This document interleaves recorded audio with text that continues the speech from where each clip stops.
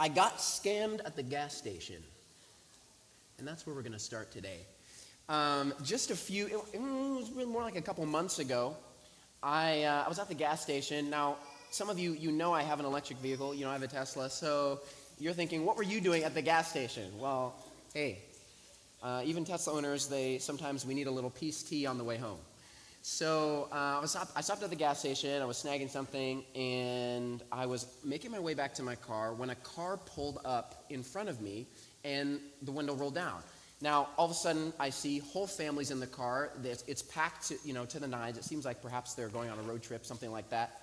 And the father, he's in the driver's seat, and he says, hey, he beckons to me for me to come over. And so I walk over to him, and I say, hey, what's up, man? How can I help?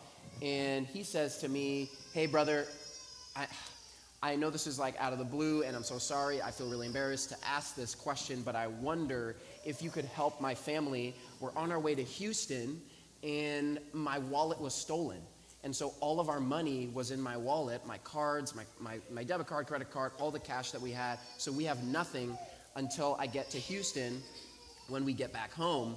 And then I can repay you. So he's like, all I need, and I even have some collateral here. He had some necklaces and some rings. He said, I'll give you this as collateral to show that I'm a person of my word. And then when I get back to Houston, I'll give you the money back. And I said, hey man, you don't have to do that. But all of a sudden he began to get a little pushy. He began to say, no, please take it. Please take this.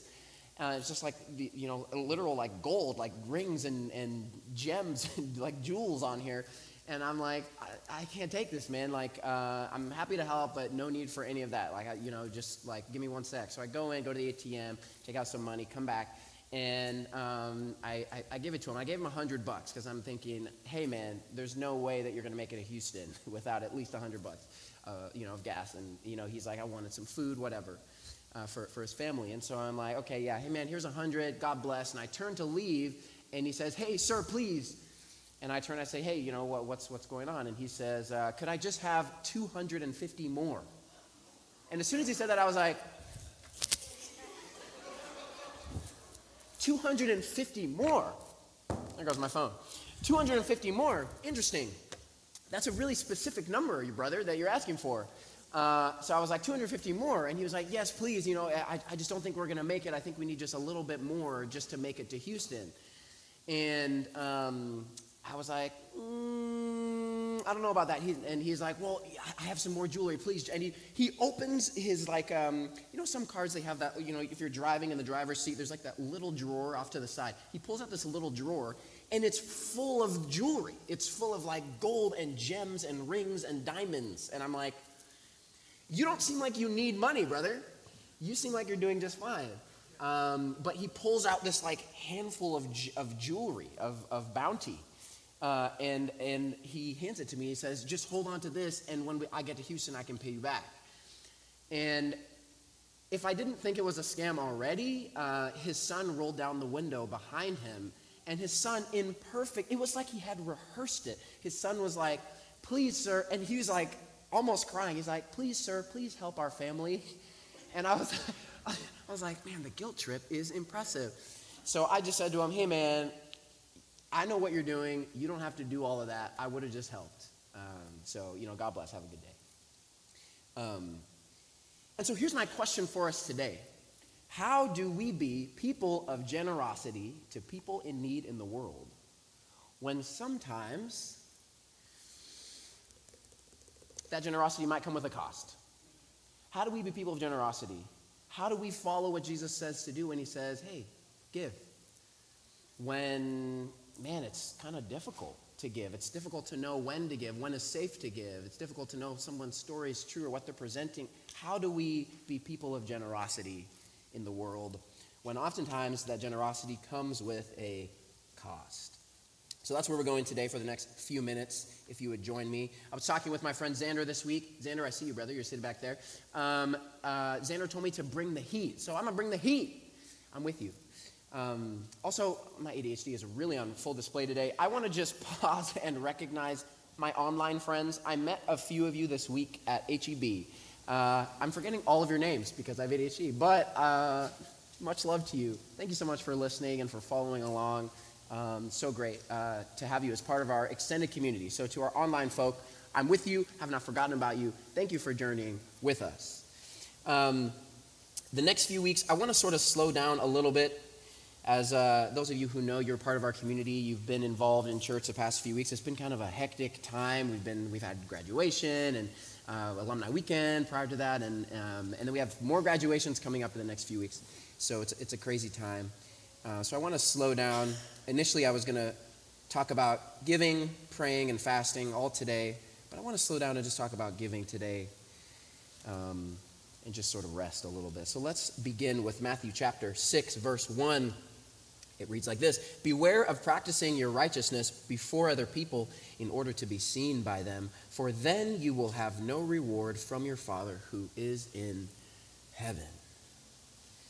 Now, for those of you who've been following along with our series, The Jesus Way, you know we've been talking about Jesus' kingdom and what he's calling us into, his way, following after him.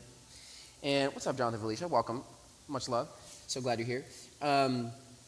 And Jesus, we find him keeping the same theme in this story, or in this portion of the text. He's trying to show us the downfall of checklist religion, what we've been calling it the past few weeks, and help us to see God's wisdom beneath the whole thing, right? So in the Old Testament, God gives a lot of outlines for how to live, and Jesus is trying to show what was God's hidden wisdom beneath the whole time, and now he's calling us into something a little bit higher, something a little bit more about the heart, and something a little more costly as well. So that is where we're headed. I want to also hit some Bible lore really quick. We've been doing moments of Bible lore. This is Bible background. What is under the iceberg, so to speak, of the Bible? The Bible can be like an iceberg in some ways, right? There's things on the surface, but man, if you go deeper, there's a lot beneath it. I see you guys laughing at me. That's funny. You got to have some lore. It's crucial. So let's start with talking about the Old Testament just briefly. So in the OT, there are a litany of laws for helping the poor, for giving to those who are in need. And a lot of them were built into society, the way that God kind of had them sort of integrate all so that they would be built in to the way that their society functioned, all to make sure that the poor were taken care of. There was something called harvest gleaning. Some of you know what that is, where the people in an agricultural society, the people, they would have their harvest, right there, whether they're harvesting grain or they have a vineyard or something like that, where they would leave the edges of their harvest ungleaned so that the poor could then come later and they could glean and they could take. Those who were destitute, they didn't have land or a home of their own, they could come and they could take some. And it was just a way to ensure that everybody had something. There's also something maybe some of you have heard called the Year of Jubilee. This happened every 50 years. And it's really an incredible idea where all the slaves were released, the debts were erased, the land was returned to its original owners. So if you had land and you purchased land from someone, or your land got taken from you in some sort of business transaction, perhaps you lost it, every 50 years that land would then be returned to the original family. Really, really interesting concepts. And then finally, the land was given rest in the Year of Jubilee. So if you were farming a land over and over and over and over that year, it said, we're just going to let the land heal a little bit and let it rest. Really interesting concept. Now the question is, what is this all about? Well, what God is trying to get at is essentially, he's trying to establish a different kind of community in the Old Testament. Are you with me? So in the Old Testament, with his chosen people, he's trying to create kind of like a kingdom community on earth in enemy territory, right? Because we know that sort of the context, the storyline, the narrative, if you will, of the Bible, right? Adam and Eve in Genesis, they essentially give over the kingdom of the earth to the serpent without even really realizing that's what they're doing. They take from the fruit, they eat, they're deceived, and in essence they reject God's kingship of the kingdom of the earth. And so all of a sudden the earth becomes a world in rebellion. And so God, instead of just saying, I'm going to blow up this planet, I'm going to start over, I'm going to recreate everything from the beginning, he says, I'm going to try and redeem. I'm going to try and restore the whole thing. And so with the people of Israel, he's trying to create this community that's different than the communities around them. And the vision for this community was that it would be so different in some key areas. It would be different in the way it treated the poor. It would be different in the way it treated women and children, especially disenfranchised women and orphans. It would be different in how it handled these vulnerable parties. It would be different in its justice system. There would be more justice in this community than the nations around, and that their health would be at a higher level because they're not eating a lot of the different foods and doing a lot of the practices. And so the vision would be that, man, other nations would look at Israel and it would be such a compelling community that people would want to join it. They wouldn't even have to conquer them because people would be like, wow, what do you got going on over there? Like, this is different. This is a different type of country. And interestingly enough, this is actually what Jesus gets so upset about when he throws the table, when he tosses the table in the temple, right? When he brings out the whip. Those of you who were here for Resurrection Story a few weeks ago, you saw Jesus on the roof with the whip tossing over the table. But this is what he was upset about, was this vision for what this community could be. And when Jesus actually does that, he quotes Isaiah and he says, my house should be called a house of prayer, but you've made it a den of robbers, right? And that quote from Isaiah is this vision of this community that would be so compelling to the nations around him that they would want to join and they would want to become a part of God's kingdom. And Jesus is like, you're subverting God's vision for what his kingdom can be, all because of greed. Now, how does this connect with giving? Let's circle back. What is he getting at? What is this all about? Jesus says, beware practicing your righteousness before other people to be seen by them. Now, this word seen, let's talk about this for a minute. This word seen is a Greek word called theomai, and it means to behold, to look upon, or to view, just like in a public show or a play. Very interesting. So what is he getting at here? I think he's leading us, he's trying to help us understand that there is a human tendency in the heart to want accolades for generosity. It's a bit of a little secret spirit in the heart that kind of wants to be recognized, kind of wants to be seen, wants to be pat on the back a little bit. And he's saying this is kind of what happens when you position yourself in sort of a checklist religion framework, is all of a sudden you kind of want people to know that you're generous. You kind of want people to know about it. It kind of fosters self-righteousness in that way. Now, let's pause. I think it's important to recognize so many people in this community in particular are so generous. In fact, we keep the lights on. We do everything we do here at Keene Church because of so many of you, so many of people in this community who have generous hearts, who give freely without expecting anything in return. And so I don't think that this is an indictment on all of us where Jesus is saying, hey, don't give. Hey, all of you are, more wicked than maybe you realize. I think he's just trying to help us understand that at our worst, there's a little tiny whisper in the heart that kind of wants to be a little pat on the back. At our worst, wants the accolades. And so I think he's saying instead, Jesus' way people are different. Jesus' way people, they give just to give. They give just to give. Now this seems kind of simple, like everything Jesus says. He says things that are simple but difficult. And so we're going to talk about that as we carry on. Let's go to verse 2. Matthew chapter 6, verse 2. He says, thus when you give to the needy, sound no trumpet before you, as the hypocrites do in the synagogues and in the streets, that they may be praised by others. Truly I say to you, they have received their reward. Now this word hypocrites, we've talked about before. It's been a while. Maybe you haven't been here. That's okay. But this word hypocrites in the Greek is an interesting word. It essentially means actor. So we think of that word as kind of its own meaning now in English. But in the original language, hypokrites, this was when you would go to the Greek theater, there'd be, maybe you've seen pictures of these guys with the masks, and they would have like a frown or a smile or a laugh. That's exactly what these were, the hypokrites. And they would get on stage and they would do these motions, and they had these masks on to tell you what emotion they had. And so Jesus says, don't do that. Don't be like that in your giving. Don't be like an actor when you are giving. Don't put on a mask of performance.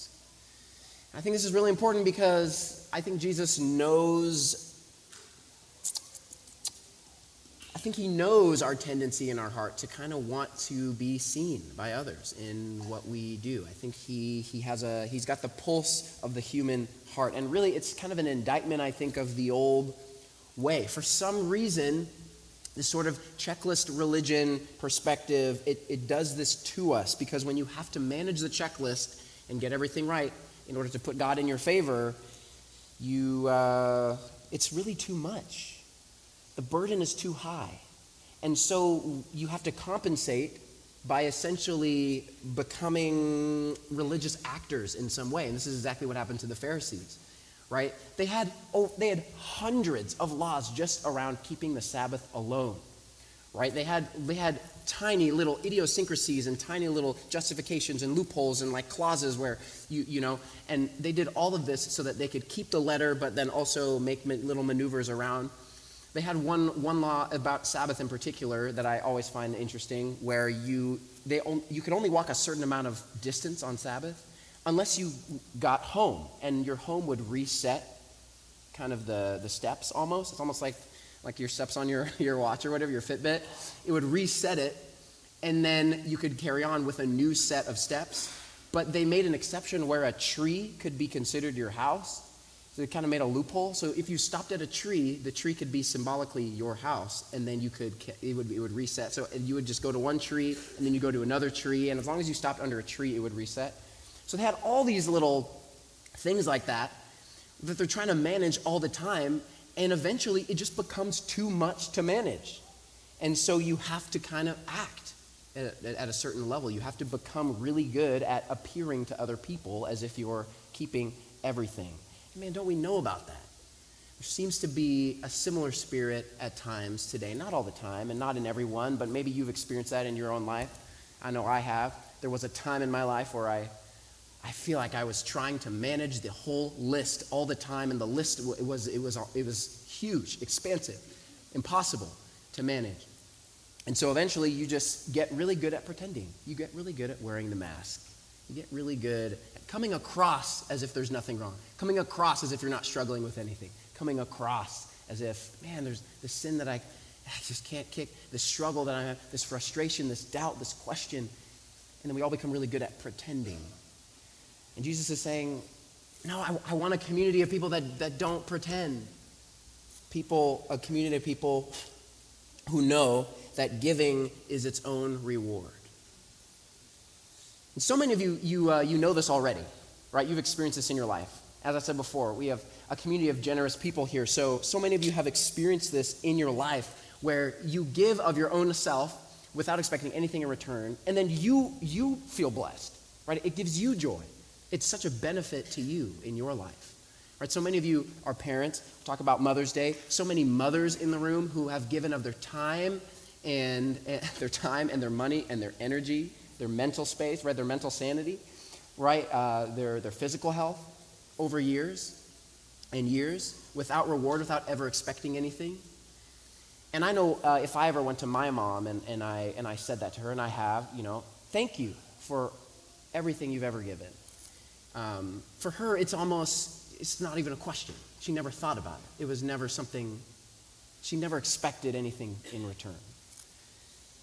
So the fact that Jesus is leading us to understand, man, the people of my kingdom, they know giving is its own reward. Giving is a gift. So this has a few implications. It means, Jesus' way, people are not looking for accolades, a pat on the back. And I think it should cause us to ask a question, and this is a question I try and ask myself every now and then, which is, when is the last time I gave just to give? Without expecting anything in return. Like, when's the last time I just decided, I'm gonna give today, or this week, or this month. This month, my goal is to just sort of find someone, do a little, and just sort of get, like, they might not even know. I'm just gonna kind of secretly have a little secret mission, and I'm gonna give. Now, I think this type of giving is costly, as we know, right? Like my story earlier, and sometimes it comes back to bite you at times.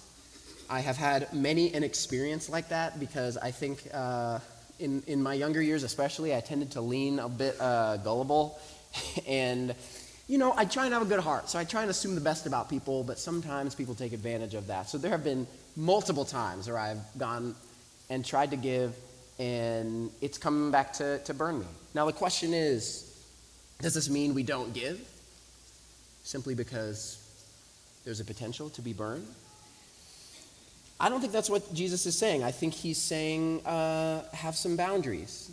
Have some boundaries. Let's find that out in verse 3. He says, "But when you give to the needy, do not let your left hand know what your right hand is doing, so that your giving may be in secret, and your Father who sees it in secret will reward you."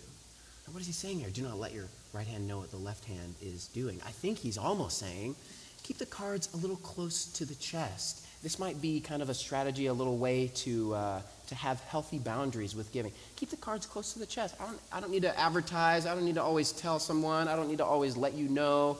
I'm just going to sort of do it on the down low. And he says, the Father who sees in secret will reward you.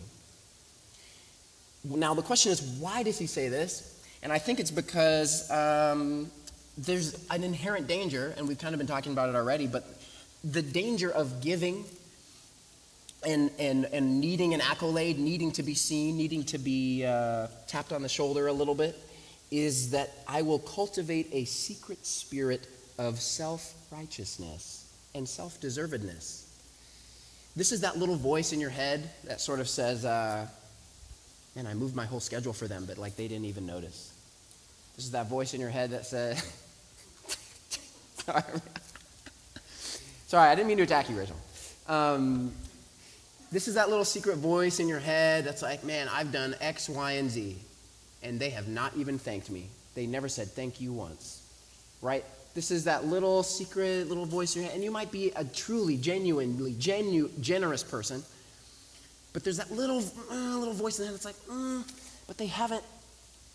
How come they don't seem to care, right? I think Jesus knows it. I think that somewhere deep within the tiny little attic crawl space of the heart, there's the tiny version of myself that's kind of patting myself on the back like, look how much I've given. Look at me. Look how good I am. Let's make it a little more personal. Your mom never acknowledges what I do. Your dad has never once said thank you for everything I've sacrificed, right? She never really appreciates me.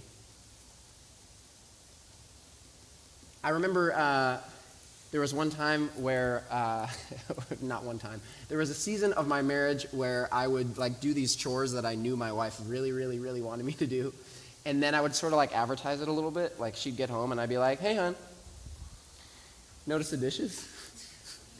Hey, have you looked at like the guest room lately? I don't know, like you don't need to go in there now, but like if you just kind of wandered in there, I wonder if you've like seen it recently. Have you seen like underneath the lawnmower and how like it's recently been cleaned to perfection? The trunk of the car. So I remember there was a time where I just sort of haphazardly, just wanting a little bit of a, and man, I realized Jesus is trying to help us be free of that, be free of needing that. He's trying to help us understand, and I am still learning this, but some of you who have lived a little bit more life, you know this already. Generosity is actually an antidote to resentment. Why is this? Why generosity an antidote to resentment? Because when you're just giving expecting nothing in return, then resentment has nothing to grow on. When you're just saying, I'm just going to give out of the goodness of my heart just because I love you, just to be other-centered, there can't be any resentment anymore. I can't hold anything against you because I never expected to in the first place. And I think this applies as well to emotional generosity. I love what Brené Brown says. When she's describing emotional generosity, she says, you extend the most generous interpretation possible to the intentions, words, and actions of others. Wow. What would our marriages look like if this was our posture all the time? What would our parenting look like? What would our friendships look like? Et cetera, right? We extended the most generous all the time interpretation. Oh, wow. I'm gonna be so generous with you in this moment right now. Especially during conflict. Right? That's really when the rubber meets the road. I'm going to deepen my heart, take a moment and pause and say, I'm actually going to extend generosity to you and assume the best about you. Wow, what a gift. I want to give you all a quote from young Winston Churchill. He he says something that I think really nails this home. He says, we make a living by what we get, but we make a life by what we give. Isn't that good? I really love that. We make a life by what we give. I think it speaks a word to all of us who are in relationships with others in different ways, whether it's your spouse or your children, your significant other, your partner, your friend, grandparents, extended family. Maybe the question this week for us is, how can I practice radical generosity to you? Not expecting anything in return. And it may be costly, it may come at a cost, but how can I be a person of radical generosity this week?